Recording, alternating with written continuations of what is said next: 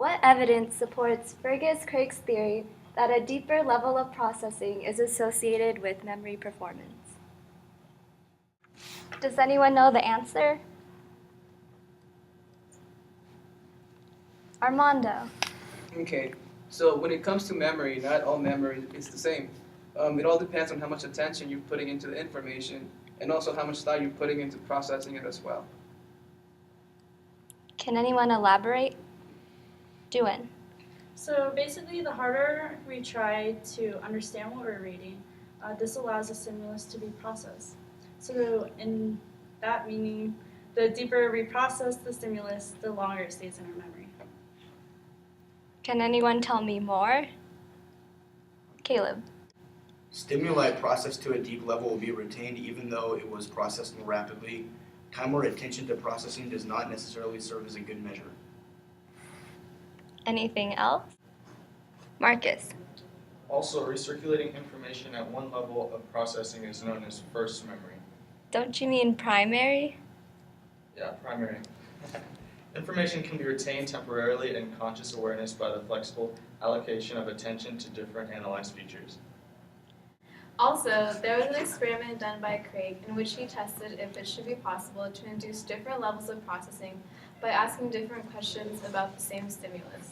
The 3 different levels of processing in which they asked were about case, rhyme, and semantic questions. The results of this experiment showed that after answering more questions, the answering allowed for a faster and more accurate recognition of the word. The probability of them recognizing a word correctly went up by a factor of 6. The experiment was replicated and got the same positive results. Good job, everyone. So based on the articles and experiments, can we conclude that a deeper level of processing is associated with better memory performance? Yeah, I think so. Good job.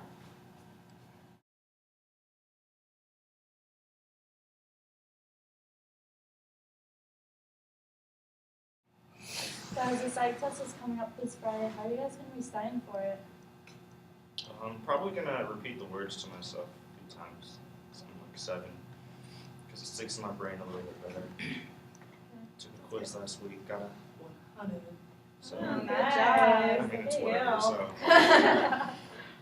How are you doing it? I'm probably just gonna have someone test me so I can't really see what the words are, so I know for sure, like I have the definitions down and stuff.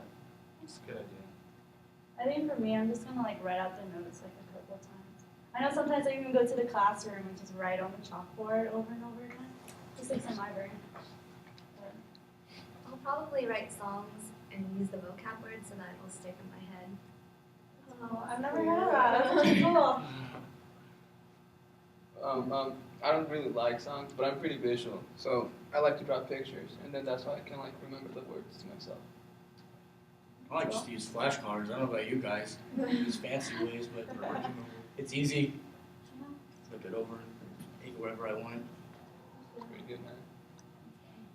Convenient, yeah. I definitely want to try that. We should study together. We should try the thing that she told us in class. What is it, the word association? Oh, I feel like yeah, that could be that's right. helpful too to some people. Yeah. Like hippocampus and hippopotamus. I guess that works too.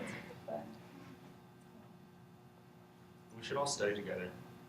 Yeah, when do you guys want to study together? Tomorrow? That's true, because the test is Wednesday. Hello, Hi, what's your name? I'm Jacobra. I'm Bethany. Nice to meet you. Nice to meet you too. What up, Brian? I'll see you later. Yeah? Whoa! Excuse me. Sorry about that. It's okay. What's your name? Bethany. Caleb. Nice Hi, to meet you. Nice to meet you too. What's that on your shirt? Oh, it was a Minnesota Twins team. My grandpa's from Minnesota, so That's cool. follow him. Are you in the psych class? Yeah, I am. What do you think of it? It's great. Professor Bainum is the best. I think so. She's kind of hard. Really? She's nice, though. She's a nice lady. It's a great class. Well, it's nice to meet you. I have to study now. Have fun. Bye.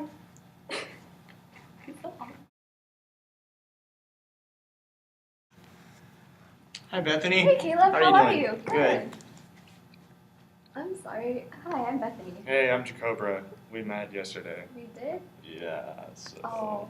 I'm gonna leave now. That's kinda awkward. Yeah. I didn't See you remember later. your name. Yeah, dude, I'll see you later. Okay, so in this scene, Bethany met two people, me and Caleb. And the first scene was where she met me, and we didn't have a conversation. We didn't really talk.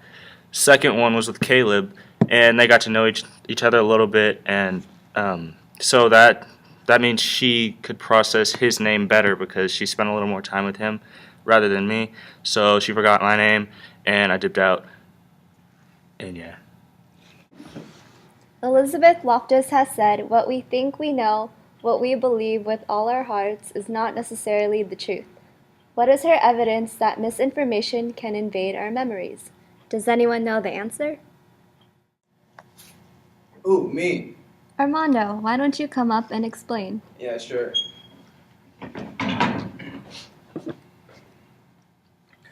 Okay, so this lady, she actually gave a lot of evidence supporting this idea that what we think is not always true. So one of the stories she told about is there was this cute guy, I mean really, really cute. He's in college, and this girl was raped.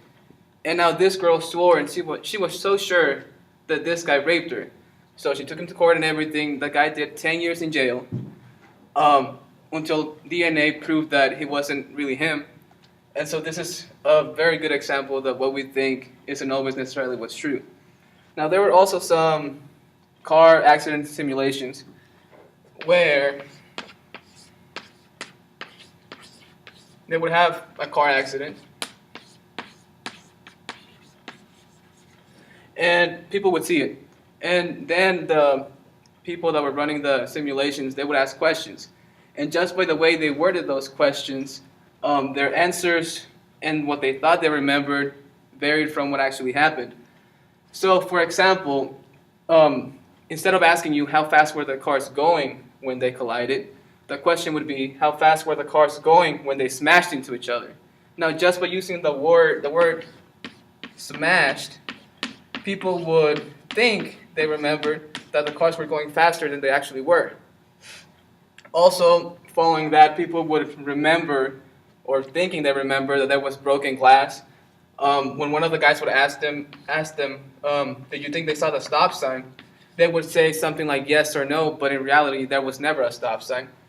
And in one of those simulations, people even remember seeing barns on the background when there was really no barns.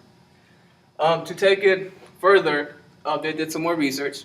And in one of those occasions, they actually talked to the parents before talking to the actual people that were doing the research. And they were able to trick them into thinking that they were lost, or they were actually able to recreate false memories, kind of like the movie Inception. So they would talk to them, and just by the way they talked to them, they were able to recreate false memories in where the people that took part in this research, they actually thought they got lost in the mall when they were younger, when they really didn't. Some people even remembered, or thought they remembered, being attacked by wild animals, and even as far as being possessed by demons. So this just goes to show that we can't always trust what we think is right.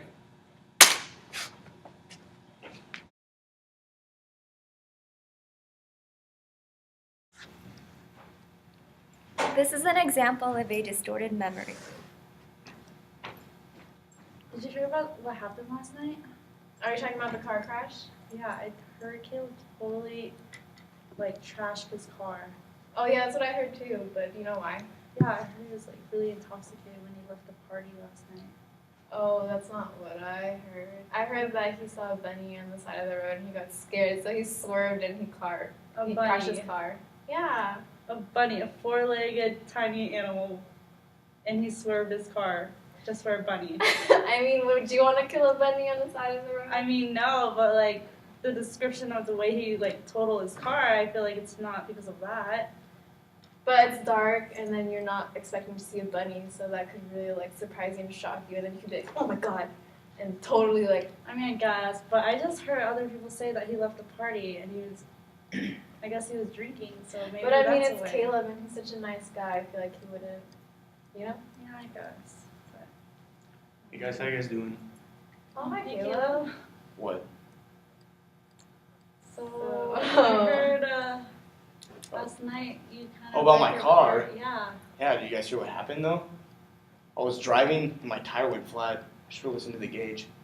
Oh. It was fun. Why, what'd you guys hear? So you didn't drive intoxicated. No, I was driving to Vespers. And you did see a bunny? No, no bunny. All right. Well, In that case, I'm glad you're okay. It was my tire. I guess we have to clear some stories up. I know. All right, well. Oh, I'm sorry, Caleb. So this is an explanation of why that experience was a distorted memory. I claim to know the reason why Caleb crashed his car because I remember hearing an account of why it happened. But then Caleb came in and proved us wrong, which shows that my memory was false and it was incorrect. And by him proving me wrong, it shows that I kind of adapted the story to my memories and I told other people about it. Oh, and also by us claiming to remember what happened, I made an accusation about how he was intoxicated, and I told other people about it. So this made Caleb kind of seem like a really bad person when in actuality he didn't really do anything wrong. And so that's the effect of Distorted memories.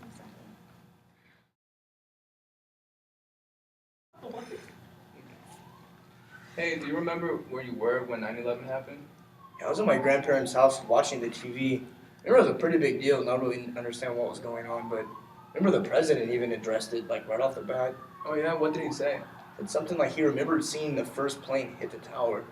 That's very interesting because after that, a bunch of conspiracy theories and stuff like that started coming up. Now the thing is, President Bush, he did say he saw the first plane hit the tower, but that didn't really happen. That was an example of a false memory. And this is a very practical example of what can happen. So we should all be very careful with what we think and how sure we are of what we remember.